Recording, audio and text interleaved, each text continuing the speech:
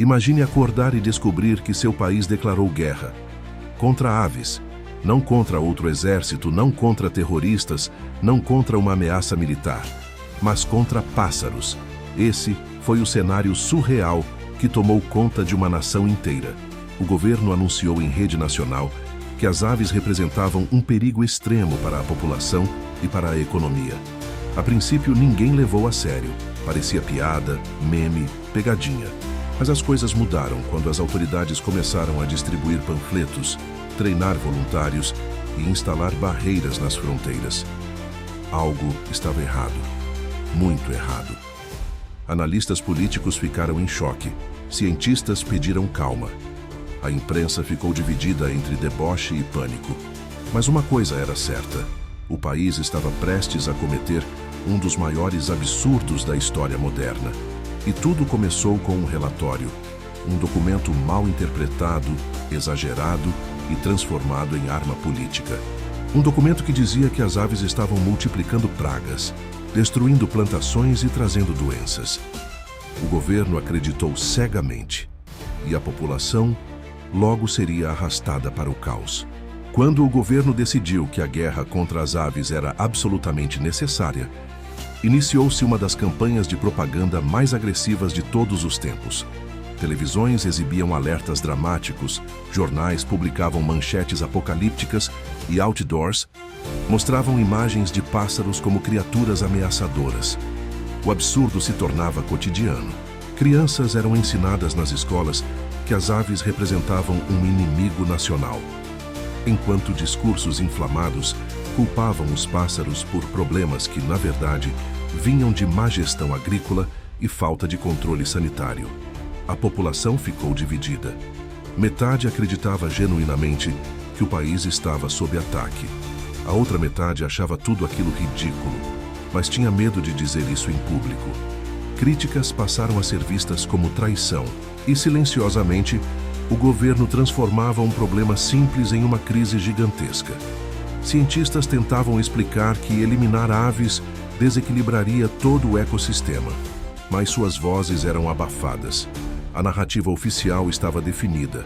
O país tinha um inimigo, e esse inimigo tinha asas. O primeiro choque entre humanos e aves aconteceu de forma tão caótica quanto cômica. Grupos armados com ferramentas improvisadas, redes, bastões, até panelas, foram enviados para afastar os pássaros das áreas agrícolas. Mas as aves simplesmente voavam para longe, confundidas e assustadas. Era como lutar contra o vento. Mesmo assim, os líderes do movimento celebraram a ação como uma vitória patriótica. A população começou a participar. Pessoas comuns formavam grupos de patrulha, acreditando que estavam defendendo sua nação. Vídeos se espalhavam mostrando moradores correndo atrás de bandos de pássaros. E por mais ridículo que isso parecesse, havia medo real envolvido.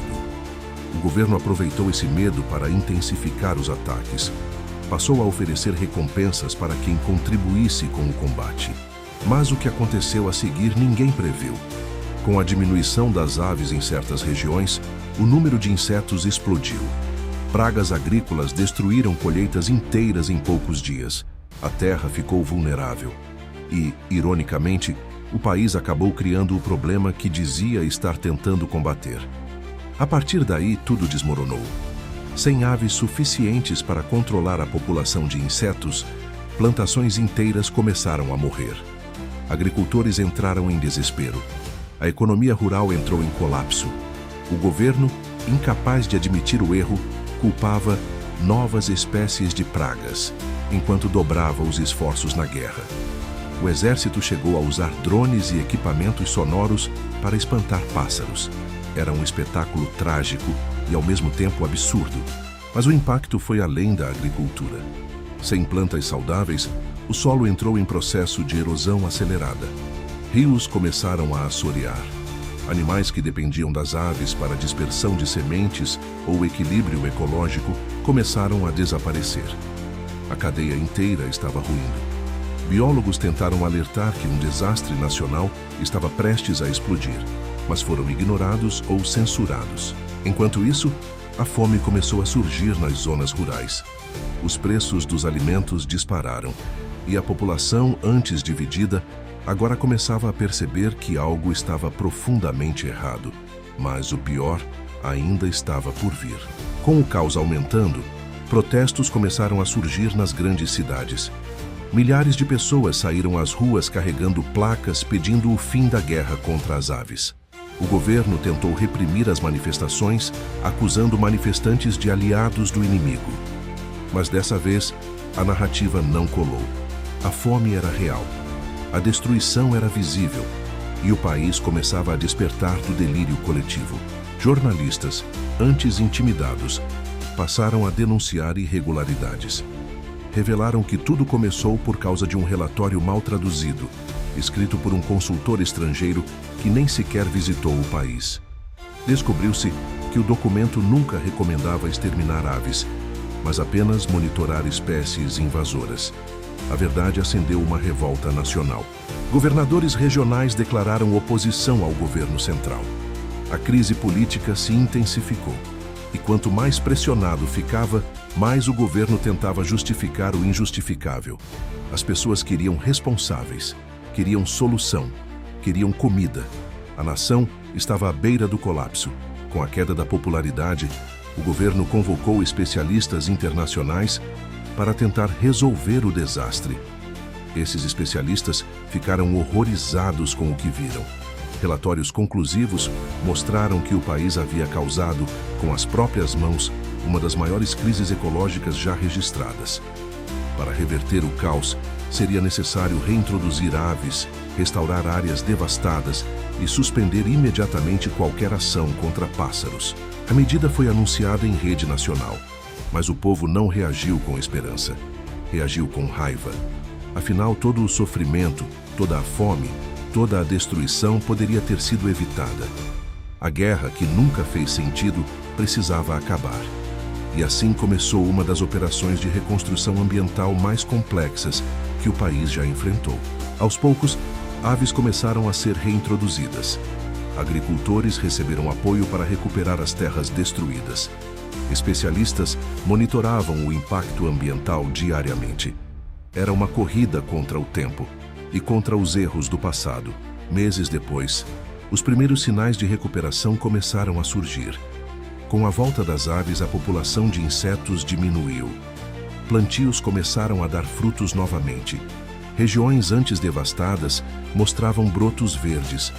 Pela primeira vez desde o início da guerra, havia esperança. Cientistas transformaram o país em um laboratório vivo de restauração ecológica. Escolas passaram a ensinar o que realmente havia acontecido, para que nada parecido se repetisse. E o povo, finalmente, respirava aliviado. A reconstrução, no entanto, não apagava o trauma. Documentários, livros e filmes começaram a ser produzidos, todos tentando explicar como uma sociedade inteira pôde ser levada ao extremo por desinformação, orgulho político e histeria coletiva. A guerra contra as aves se tornou símbolo de ignorância e manipulação, mas também um lembrete poderoso. Interferir na natureza sem entender suas regras sempre cobra um preço alto. Anos depois, quando tudo já havia se estabilizado, o país decidiu transformar o desastre em um alerta global. Conferências internacionais foram realizadas e líderes do mundo todo estudaram como a crise começou e como poderia ter sido evitada.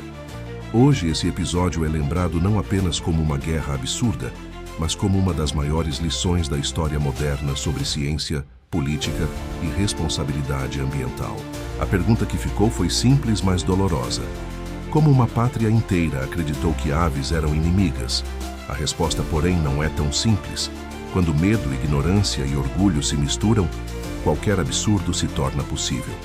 E esse país aprendeu da pior maneira possível que a natureza não é inimiga, ela é aliada, e se atacada, reage. No fim, a guerra contra as aves deixou cicatrizes profundas, mas também deixou uma mensagem. Não existe vitória quando o inimigo é a própria natureza. Se você gosta de histórias reais absurdas, inspiradoras e financeiras que parecem mentira, e quer continuar se surpreendendo, se inscreva no canal para juntos descobrirmos mais. Compartilhe e curte o vídeo. Assim você ajuda o canal e nos motiva a trazer histórias ainda mais incríveis. Muito obrigado por assistir até aqui e até o próximo vídeo.